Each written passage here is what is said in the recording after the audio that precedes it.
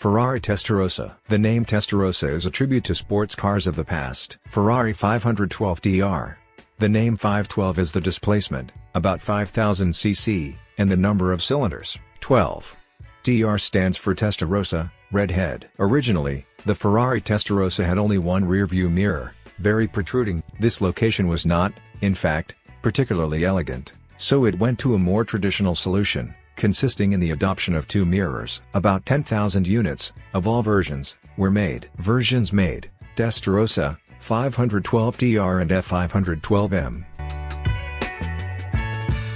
Ferrari Testarossa. Car technical specifications and performance characteristics. Engine type rear longitudinal V12 180 degrees. Total displacement 4943 cc. Maximum power 287 kilowatts to 390 horsepower. Fuel feed Bosch electronic injection. Drive rear-wheel drive. Chassis tubular steel. Type bodywork 2-seater Berlinetta. Brakes discs. Materials aluminium body with steel doors and roof. Bodywork design Pininfarina. Production period from 1984 to 1991. Performance. Top speed 290 km per hour. Acceleration 0 to 100 km per hour 5.8 seconds.